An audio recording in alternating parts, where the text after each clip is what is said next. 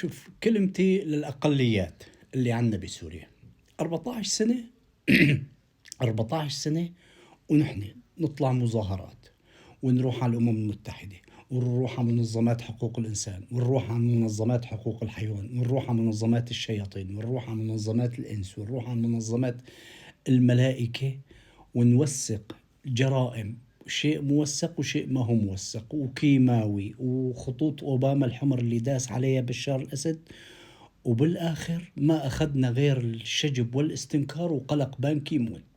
تمام؟ لا أخذناها بعدين دق خشوم بدماء شهدائنا. فأنتوا يا حبيبي نصيحتي يعني هلا شد ما تظاهرتوا وشد ما نشرتوا شيء عن مذابح بالساحل وبالسويدة وهي كذب، وهلا بدك بكرة تستلموا لي الشيخ مقصود. أكثر ما هنالك بتاخذوا قلق الأمم المتحدة وشجبة واستنكارة، وبجيكم بان كيمون كل نهارين بيطلع بيقلق عليكم. هي إذا لقيتوا بان كيمون يقلق عليكم. فيا ابني إذا أنتوا شايفين حالكم ضده تاخذوها بسواعدكم ودق خشوم مثل ما أخذناها، غير هيك لا تفكرها. نحن وينك استنجدنا بالشياطين اللي تحت الأرض وبالملائكة اللي بالسماء، ما أخذنا غير الشجب والاستنكار. جرائم ومجازر وكيماوي وكله موثق وكله موثق.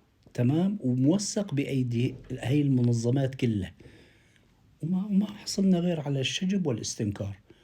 بالآخر بدماء شهدائنا وبزنودنا حصلناها. فأنتوا إذا عندكم مظلومية ما في داعي لا تروحوا ولا تشجبوا ولا تستنكروا، عدوا العدة لا تاخذوها مثل ما نحن أخذناها.